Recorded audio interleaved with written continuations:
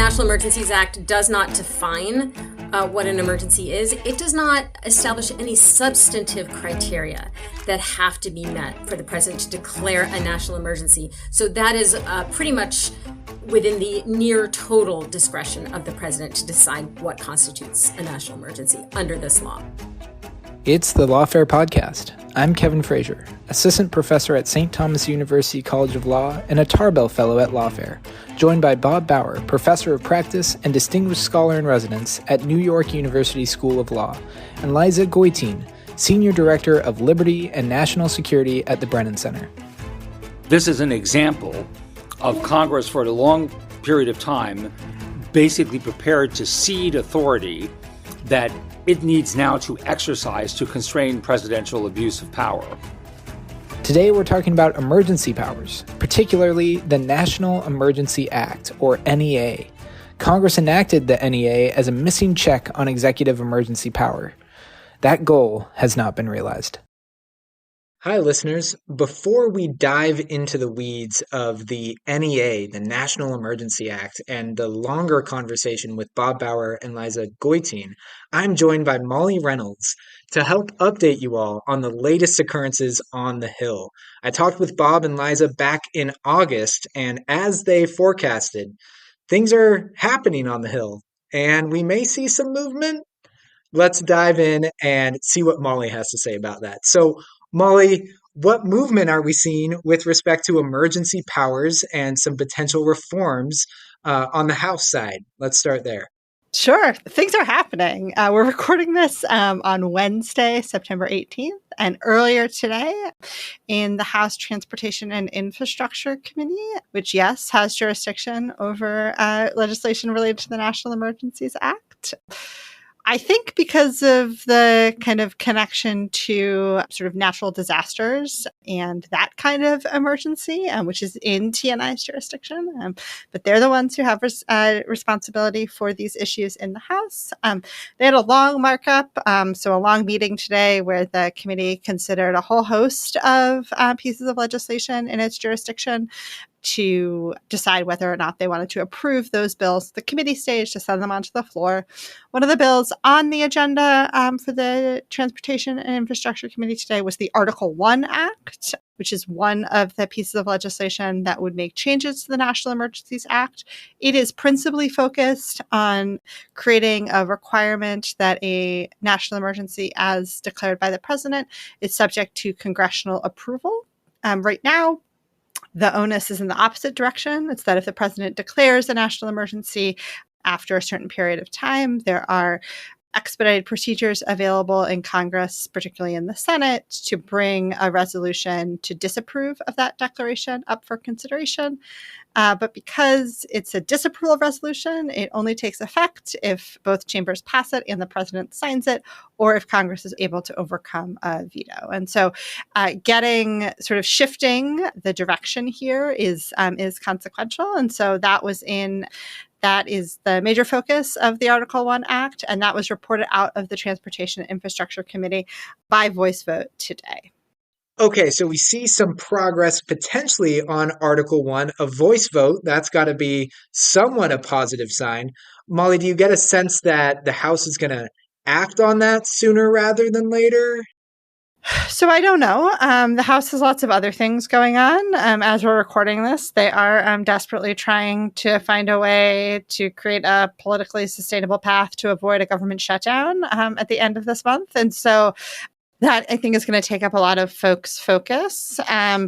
As we'll talk about in a moment, the House is not the only player here. It also matters what the Senate wants to do. And I'll say that this issue of National Emergencies Act reform sort of feels like the kind of thing that could get attached to something else eventually that is moving, even if it doesn't move on its own.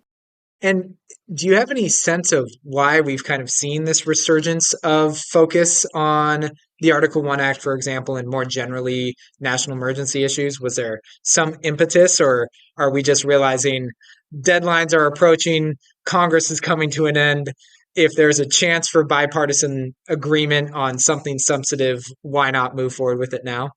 Yeah, I mean, that's sort of the best explanation I have. I don't have any real insight into the issues here, but it is true that in both chambers, these issues are things that have bipartisan support, where they've been able to sort of build bipartisan coalitions around a question that really at its heart is a question of congressional power, which can be a pretty hard case to make in the contemporary Congress. And so I find it promising that relevant committee actors, at least in the House and the Senate, are paying attention. So, quick mention of the Senate. Is anything percolating there with respect to these issues? Yeah, so the Senate today also there was some action over there on the issue as well. So in the Senate, these issues are in the jurisdiction of the Homeland Security and Government Affairs Committee. They also had a long markup today where they considered both pieces of legislation and some nominations. And there we saw a bill related to National Emergencies Act reform called the Republic Act. I should say in both these cases, Article 1 and Republic are acronyms. So like each letter in those words stands for something that makes up the title of the bill. Members of Congress love this. So there we saw the committee in the Senate report out the Republic Act, which is principally sponsored by Rand Paul, the committee's ranking member. That got reported out on a 13-1 vote. There, again, the bill focuses on kind of creating this requirement that Congress approve of declarations of national emergency. It also has some provisions related to more disclosure around documents that are related to presidential emergency actions. The sort of most interesting thing in the Senate markup was a sort of exchange between Gary Peters, who's the chairman of the committee, and Rand Paul, who's the ranking member, and then Josh Hawley, who had some questions about the way the legislation interacts with the president's tariff powers under IEEPA. So if you're motivated by those issues, you can go back and watch the markup. But fundamentally, again, we saw pretty broad bipartisan support for moving forward with this legislation in the Senate today as well. Wow. Well, from the Article 1 Act to the Republic Act to IEEPA to the NEA, lots going on, lots to pay attention to, and all the more reason to get the excellent insights from Bob and Liza in the podcast that follows. Molly, thanks again for this update, and we'll go ahead and turn it over to the main podcast. Liza, you've been on the emergency beat since before it was cool. You've been studying these issues for a long time, developing incredible resources on statutory emergency powers as well as on the uses of those powers. And let's just start off with a key fact from the get-go. How many national emergencies are we currently living under? 43. 43. We are in 43 states of emergency. That may come as a surprise to some people who probably have not noticed 43 emergencies unfolding around us. But yes, we are in 43 states of emergency. It's hard to count 43 emergencies, let alone any number over a dozen. But what are the nature of these emergencies? Can you give us some idea of just how wide-ranging or far back some of these emergencies may go? 40 of these emergency declarations are for the purpose of imposing sanctions under the International Emergency Economic Powers Act. And that is a law that allows the president in a national emergency to take a range of financial measures to address an unusual or extraordinary threat that is coming at least partially from overseas. The thing about IEEPA, this law that underlies 40 of the existing national emergencies, is that almost from the very start, presidents have treated IEEPA not as an emergency power, but as a general delegation of sanctions authority. And while that's not a great thing for presidents to be using an emergency power to impose sanctions simply to advance foreign policy priorities, and these are important foreign policy priorities to be sure, but they don't necessarily rise to the level of emergency. So while this is not a great thing, the fact of the matter is that Congress has been quite happy to delegate the foreign sanctions portfolio to the president. So in some ways, these IEEPA declarations really need to be considered separately. Outside of IEEPA, national emergency declarations have actually been few and far between. We've only had 7 of them since the National Emergencies Act was passed. 3 of them addressed foreign attacks or invasions. 2 of them addressed pandemics. 1 addressed a hurricane, and 1 addressed migration at the southern border. So there have been much fewer of those. I will say that there are a couple of those that are currently in place among the three that are not IEPA declarations, have been in place way too long. So we are still in a national emergency over Cuban attacks on U.S. aircraft that happened in the 1990s. And we are still in a national emergency over 9/11. That has been in place since 9/11 and is being used to sort of artificially prop up military strength for reasons having nothing to do with 9/11. So while there hasn't been the same proliferation of national emergencies outside the IEPA context, we still have this problem of emergencies staying in place for much longer than they need to. Well, I'm happy to report that from down here in Miami, I'm not presently concerned about any Cubans flying any aircraft over Florida airspace, but I'll be sure to let anyone know if it rises to the level of an emergency. Well, the fact that you're not aware of it. There we go. There's an emergency going on. Yeah. Well, let's be clear. I mean, this emergency declaration from the 1990s is being used to implement a naval blockade of Cuba still.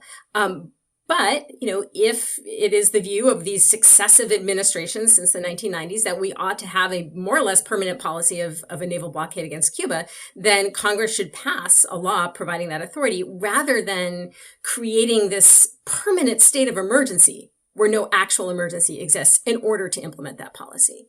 So that begs the question, and it's a question all of us lawyers love to ask, which is, what is the actual dictionary definition of an emergency? And don't worry, listeners, I have that ready for you. So Webster defines an emergency as an unforeseen combination of circumstances or the resulting state that calls for immediate action. There is no textual written definition of an emergency under the NEA, correct? That's correct. The National Emergencies Act does not define what an emergency is. It does not establish any substantive criteria that have to be met for the president to declare a national emergency. So that is pretty much within the near total discretion of the president to decide what constitutes a national emergency under this law. And so reading the legislative history of the National Emergency Act, we see that the absence of a definition, of a specific definition in the NEA was intentional. Congress didn't want to confine the president to a certain criteria for an emergency. But actually, that's not quite right. Not quite right. Okay. That's not quite right. It's actually the opposite. Lawmakers tried to come up with a definition of national emergency, and they came up with some language about a particularly grave or serious threat. There was language of that nature. Ultimately, they decided not to do that because they were worried that they would actually expand the cases in which presidents would be able to declare an emergency, that this would, in fact, become an independent grant of authority, when what they wanted to do was to limit the president to the circumstances that were enumerated in the particular statutes that provided the power. So let me just explain very briefly, because this is important. What the National Emergencies Act does is it allows the president to declare a national emergency pretty much whenever the president sees fit. And then at that point, the declaration unlocks statutory authorities that are contained in more than 130 different provisions of law, all of which say something like, in a national emergency, the president can do X. Now, when Congress passed the National Emergencies Act, these laws that said in a national emergency, the president can do X, these laws already existed. There was just no overarching statute that governed how this whole process would work. And that's what the NEA was.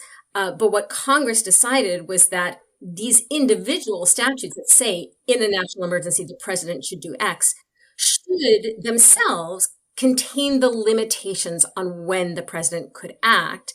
And Congress did not want to create a definition of national emergency that would somehow expand the circumstances in which the president could declare a national emergency. The problem with this theory, with this approach, which sounds good on paper, is that in practice, very few of the laws that Congress has passed actually include restrictions on when those particular powers can be implemented. So Congress wanted to rely on statutory restrictions that in practice don't actually exist. We know that the NEA was supposed to be an improvement on the status quo. It was supposed to constrain, at least slightly more so, the number of statutory powers available, and in particular, to give Congress a check on those declarations of emergencies. Bob, can you fill us in on the details of how the NEA was supposed to work and how that's played out in practice?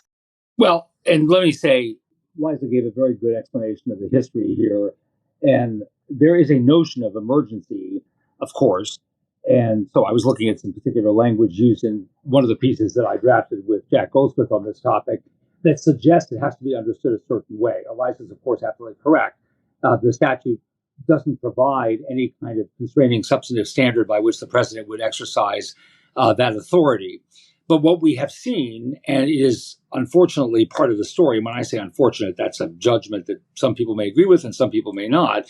It is a story, again, here of what happens when you have the expansion of executive authority as an increasingly accepted tenet of executive power by both political parties, and Congresses, as a practical matter, sorting out into partisan camps and to some degree acquiescing, oftentimes because they will go the direction of the president affiliated with the same party, acquiescing, particularly in national security and foreign policy situations, in the assertion of unbounded executive authority. And so it goes in one direction. Think about, for example, the War Powers Resolution. That's an example of that, where that was meant to be some sort of constraining force, holding the president accountable to the exercise of war powers for particular purpose under particular constraints, deployment of U.S. troops abroad. And yet, as a practical matter, and these circumstances are very different, presidents have decided to interpret that authority. They don't directly challenge the constitutionality of the statute as they will, and Congress is prepared to step back and permit that to happen. And this is an example of that, if you want to call it a syndrome. That's the way it tends to operate.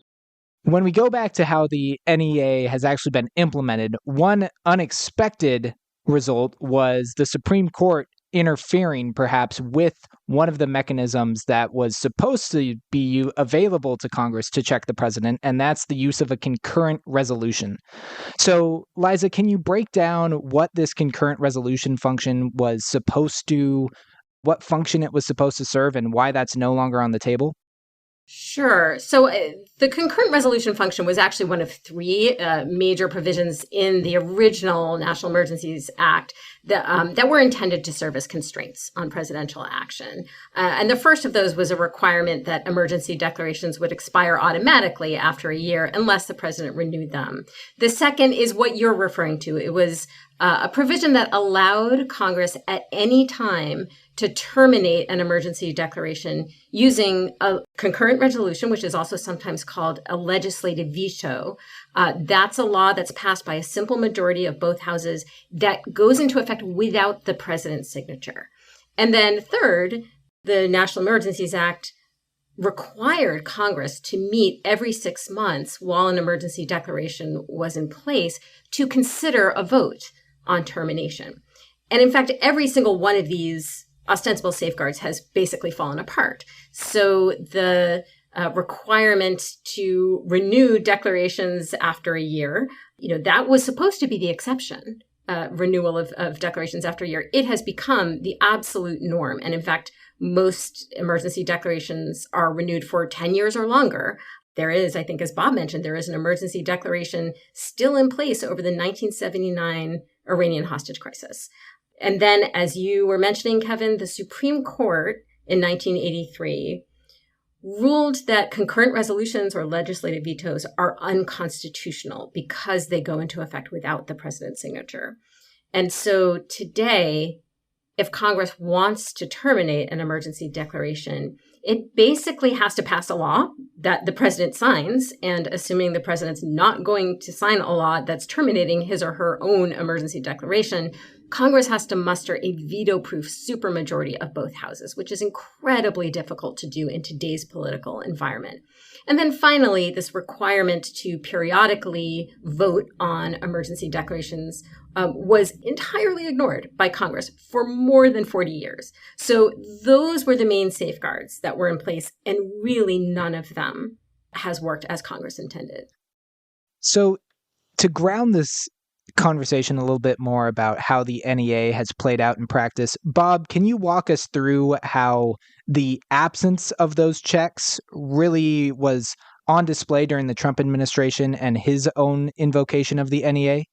I think, again, and this is a point that Jack and I make in our book after Trump, you can look at the Trump experience as a sort of singular experience. I suppose those arguments are going to be made. But I think what the fundamental problem is, as we at some point start talking about sort of reform of NEA, is that over the whole course of presidencies in the modern era, we see increasing movement toward the expansive use of executive authority. And there is no reason to believe that there's really actually no reason to believe that this is a partisan issue, which is the reason why there is a bipartisan basis for a reform initiative. And so I want to stress that in the first instance, because what I've been primarily concerned with, and I know, and so is Liza, who has been a leader in this area, is I'm primarily concerned about trying to bring the two parties in the recognition that it is not a particular administration or a particular presidency that is the basis for an immediate reform movement.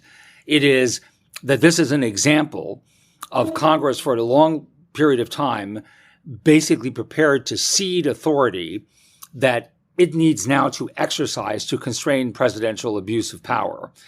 And so whether it is going all the way, the emergency have been sitting on the books for decades, or the controversial exercise of emergency power in any particular circumstances in relation to the border during the Trump administration or in any other circumstances, President Biden in the student loan program, for example. The bottom line is this is a bipartisan issue, even if I, as a Democrat, would have particular objection to the circumstances in which the Trump administration exercised it, or Republicans decide to point fingers at the Biden administration.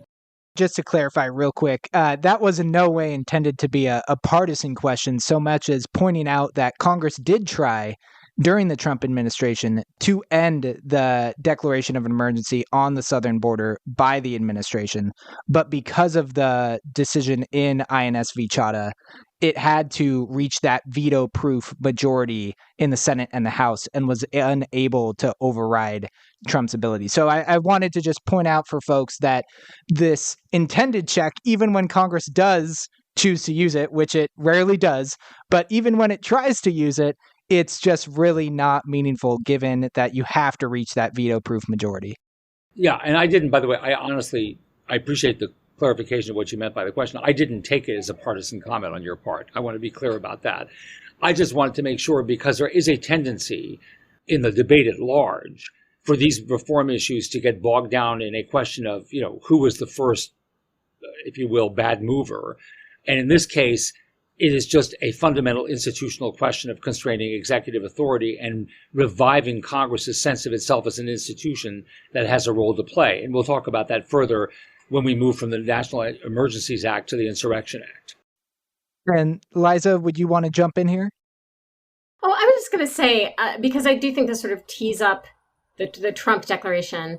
Really, to me, one of the things that's most remarkable about this whole system of national emergency declarations under the National Emergencies Act is how little abuse we have seen until recent years. I mentioned before that there have been dozens of emergency declarations issued for the purpose of imposing sanctions under IEEPA in cases that fell far short of what we ought to consider a national emergency. But if you bracket those declarations, the economic sanctions declarations, which again really need to be looked at separately, for the most part, national emergency declarations were only declared when there was a sudden, unforeseen crisis that required emergency action.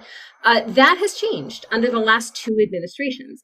We saw President Trump declare a national emergency for the purpose of securing funding for the border wall after Congress had repeatedly refused to allocate the funding that he wanted.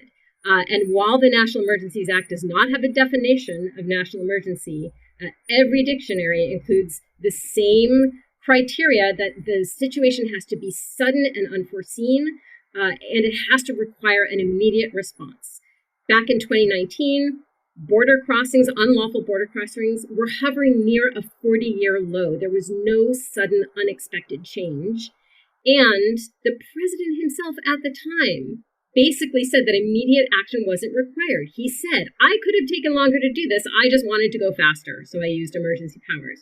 Moreover, he was using emergency powers for the express purpose, he admitted this, of getting around Congress when Congress would not give him the policy priority that he wanted. So that, I think, to some extent, really broke a seal. Now, Congress did try to stop that, and it was a bipartisan effort. There were 12 senators who crossed over party lines to vote in favor of a resolution to terminate that emergency declaration. But, I mean, and this is predictable, President Trump vetoed that resolution, and Congress couldn't muster the 2/3 supermajority of both houses that it would have needed to override that veto. Fast forward, and President Biden relied on emergency powers based on the COVID emergency declaration to forgive student loan debt.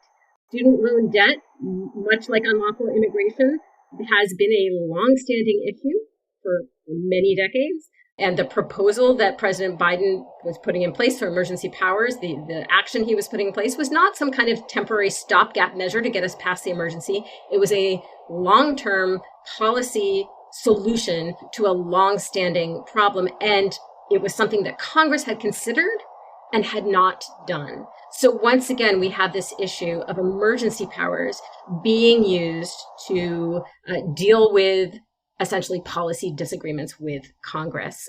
And Congress did eventually terminate that use of emergency powers. It terminated the COVID declaration, but only after President Biden had already said that he was planning to terminate the emergency declaration. So this wasn't the normal situation where Congress would have had to muster a supermajority. And in fact, Congress did not have a supermajority when it terminated the COVID declaration. And I think another really startling thing about the NEA is that once you declare an emergency, it's not as though you're limited to a subset of those 130 plus emergency statutory provisions, but instead you have full access. The president has full authority to now tap into any emergency provision, even if it's completely unrelated to the declaration at hand. So it could be a hurricane, and you're instead invoking the emergency power that allows any vehicle of any weight to go on I-95 between Bangor and Augusta, Maine. Completely unrelated, but it's available. Yeah, that's true for the most part. I mean, a few of those individual statutory provisions do have other limitations beyond the mere existence of an emergency declaration, but most do not. So for the most part, the president is free to invoke any power he wishes. It doesn't have to relate to the nature of the emergency. I just wanted to go back to what Liza said about breaking the seal, and that is that it's become more of a problem recently. And again, I just want to relate this again to institutional executive reform issues. Of course, what we have seen in recent years, and I'm stating the obvious here, but we've seen in recent years is increasing challenges to presidents acting without congressional authority in a range of areas. Each side, of course, accusing the other of doing it. But fundamentally, where Congress exhibits gridlock and the president is trying to advance a domestic agenda, then attempting to exercise authority on some basis that doesn't require going to the Congress to accomplish their goals. And therefore, it's not surprising that these emergency authorities have gotten absorbed into that particular debate, because there's a much broader debate about what happens when presidents take office in a highly polarized circumstances with very pronounced policy goals, but find it difficult to work with a cooperative Congress toward the enactment of those goals in the ordinary course. And so, again, I do want to situate this whole NEA problem less into one party sort of zeroing in on the NEA in particular, or for that matter, we've heard discussions of the Insurrection Act, more threatened rather than used in recent years, but put that again in the context of something that we see that is disturbing the general constitutional order, things generally, into which this NEA, these emergency power issues, have been drawn. I do think it's a very fascinating point to say that we had Congress in the 70s say, don't worry, everyone, we're going to take on this additional responsibility. And ever since, they've just kind of neglected that responsibility. And to your point, Bob, it's not a D thing. It's not an R thing. It's a Congress thing that we haven't seen them take up the mantle that they set out for themselves. But we have seen some undercurrent, as you suggested, Bob, from folks on the right and the left to try to reform the NEA. Can you tee up what is the Article 1 Act? Where does it stand right now? And can we expect any progress on it going forward? Well, it's encouraging. I'm encouraged. Let's say I don't want to get excessively optimistic about anything at this particular point, but we do have bipartisan agreement. And when I say bipartisan, I mean both parties have not unanimously gathered around a particular position, but Senators Mike Lee and Richard Blumenthal are working together on Article 1, on the Article 1 Act. And that is going to be, I think, pursued as an amendment to the NDAA. At least that's currently the plan. They filed that amendment, and it's going to be taken up in the House, likely in mid-September. And fundamentally, it does the things that, just by implication, you would imagine you'd want this kind of reform to cover. That is to say, to require congressional involvement, to put a limit on how long an emergency lasts unless Congress acts to expressly renew it, and to introduce other requirements, including the president reporting more specifically on the nature of the emergency and the basis for declaring it. We're going to see something similar, by the way, similar kind of approaches, time limits, reporting responsibility, consultative responsibilities, also in the area of Insurrection Act reform.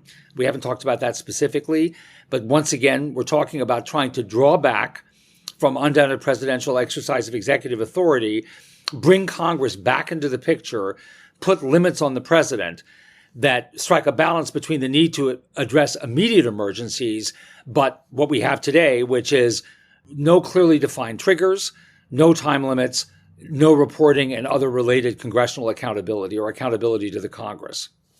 And there is some bipartisan support for it. We've got a ways to go, but there is bipartisan support for it. And Liza, when we're thinking about one of the key areas of potential reform, as Bob highlighted, it would arguably be making sure that there's some more constraints on the kinds of powers that are available in a national emergency. Can you give us a sense of what powers are available under the NEA and how that might shift if the Article 1 Act does indeed get enacted down the road? Sure. So as I mentioned before, when the president declares a national emergency, that unlocks powers that are contained in more than 130 different provisions of law. A lot of those powers seem, relatively measured and sensible in their face. For instance, there's a power that allows the Department of Transportation to waive weight limits on trucks that are carrying jet fuel on highways to Air Force bases. And you can see how that would be really important in an emergency or in a war, for example. But there are a handful of these emergency powers that really do seem like the stuff of authoritarian regimes. For instance, there is a provision of the Communications Act dating back to 1942 that allows the president to take over or shut down radio communications facilities during a national emergency.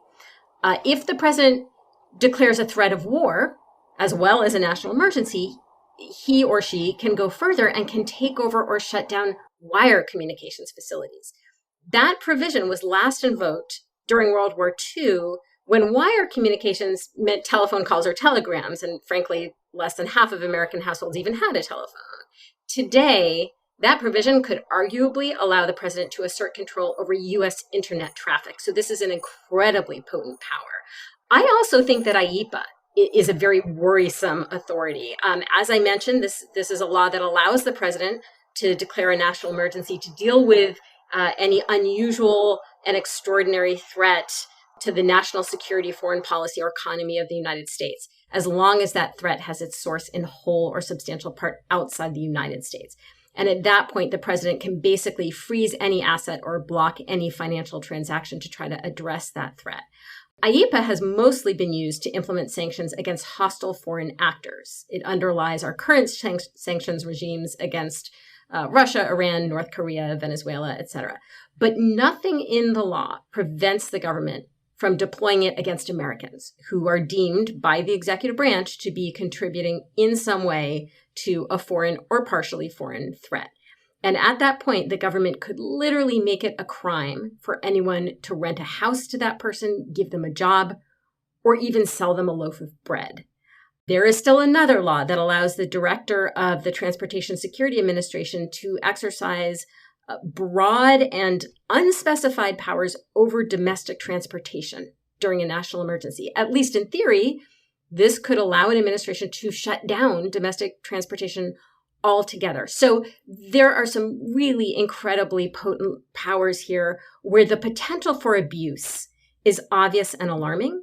And that is why it is so important for Congress to amend and reform the National Emergencies Act to include safeguards against abuse. And that's really what we're talking here. We're talking about the ability for Congress to serve as a meaningful check against abuse. And there are abuses that we can all think of based on the powers that I just talked about that really could undermine democracy itself, as well as some of the softer abuses that Bob and I have been talking about that have happened already, which involve using emergency powers as a policy tool to get around Congress in cases where the president and Congress don't agree. Building off of that, just quickly, am I correct that the current version of the Article 1 Act exempts IEPA from its coverage? It does exempt IEPA, and I actually think there's a good reason for that. You know, as I mentioned earlier, IEPA is used mostly for sanctions regimes that are relatively controversial and that Congress has been pretty happy with. And the Article 1 Act, as written, would require Congress to vote literally dozens of times every year on these sanctions regimes, which I think is something that at least members of Congress, for the most part, consider to be unnecessary. There are also some unique concerns about IEPA that would not be addressed simply through a congressional approval requirement. For instance, there is a complete lack of due process in IEPA in those cases where IEPA is, and it has been on rare occasions in the past, used to target U.S. persons, American citizens or residents of the United States. And there are also humanitarian concerns around IEPA.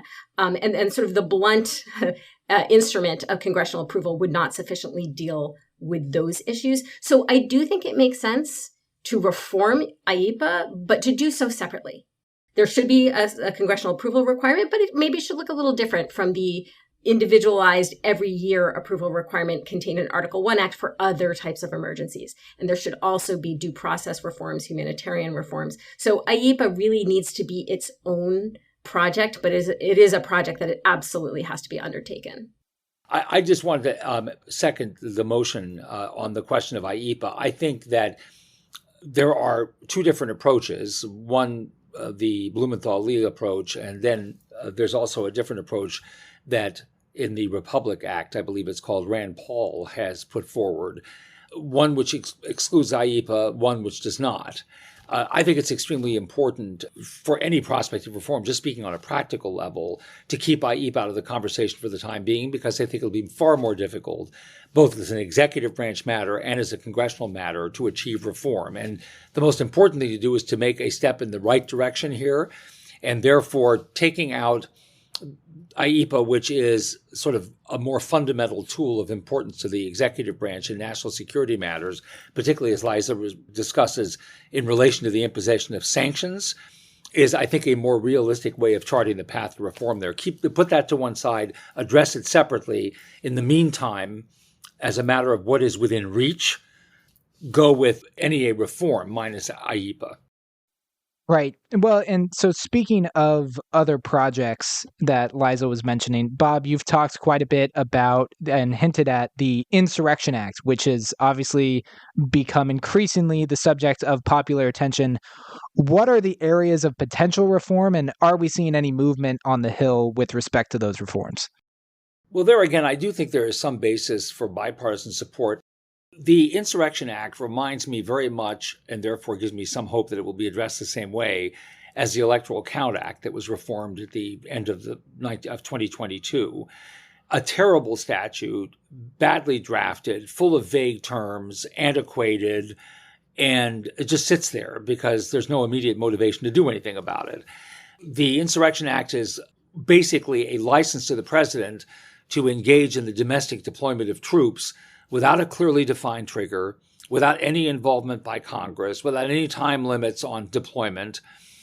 And while in some respects, by the way, there have been some constructive uses of the Insurrection Act, as for example in federal desegregation efforts in the 1950s and 60s, the potential for mischief, really destructive acts, again by the executive with virtually no accountability, I suppose you could say, except for impeachment. I mean, some sort of extraordinary response.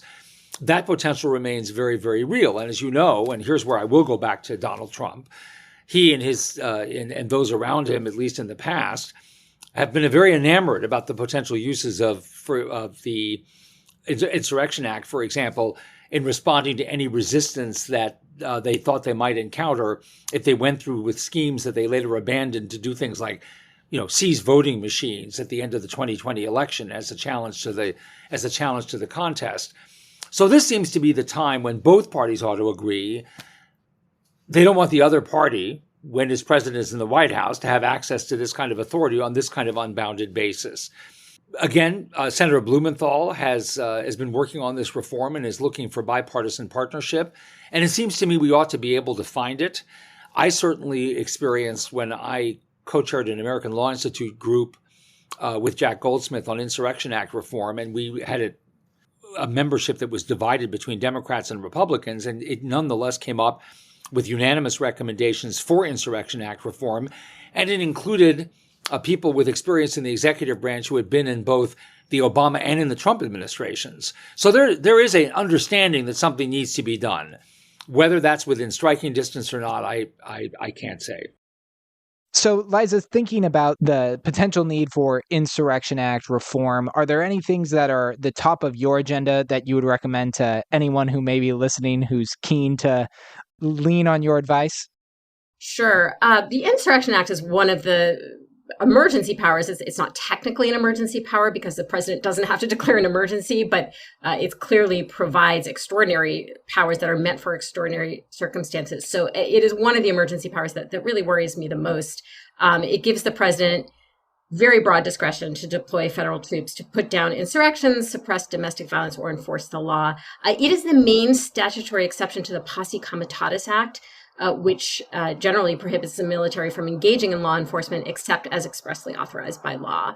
And the Posse Comitatus Act codifies a critical and longstanding Anglo-American principle, or I should say a tradition, against military involvement in civilian affairs, because time and again, history has shown that an army turned inward can very quickly become an instrument of tyranny. So as an exception to a rule that's critical for democracy and liberty, you might expect the Insurrection Act to be narrowly framed, but that is not the case at all. The criteria for deployment are set forth in vague, archaic language that provides very few clear constraints. So one provision, for instance, allows the president to deploy troops to suppress any unlawful combination or conspiracy that opposes or obstructs the execution of the laws of the United States. Well, what does that mean? I mean, in theory, those terms could encompass, an unpermitted but entirely peaceful protest against a controversial executive order. Another concern is that there are literally no constraints on what the president can do once he determines that the criteria for deployment have been met. The law doesn't just authorize the deployment of federal armed forces. It authorizes the deployment of the militia, which is defined in the law to include all able-bodied American males between the ages of 17 and 45. And if that's not enough, it allows the president to use, quote, any other means to address the disturbance. And last but certainly not least, as Bob pointed out, there are no checks against potential abuse. The original version of the law, there was a version in 1792, required judicial approval before deployment of troops, and it also placed a time limit on using troops to enforce the law, which could only be extended by Congress. But those safeguards were stripped out in subsequent amendments.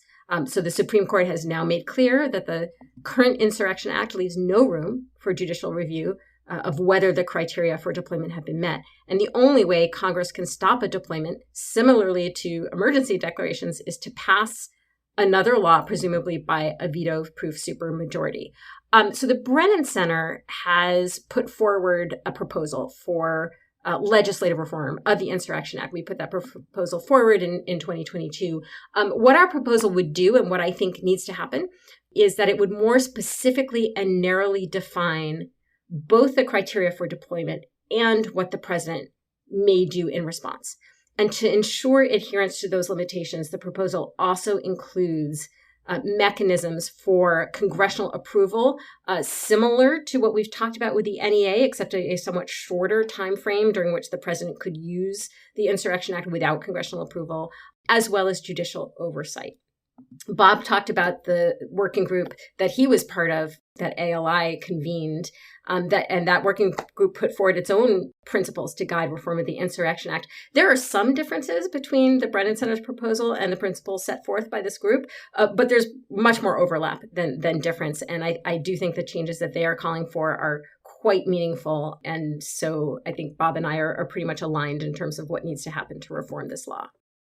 Well, for all the listeners on the Hill, you've got quite a lot of homework after this podcast. We'll have to leave it there. Thank you, Liza and Bob, for joining. Thanks so much for having us. The Lawfare podcast is produced in cooperation with the Brookings Institution. You can get ad-free versions of this and other Lawfare podcasts by becoming a Lawfare material supporter through our website, lawfaremedia.org/support.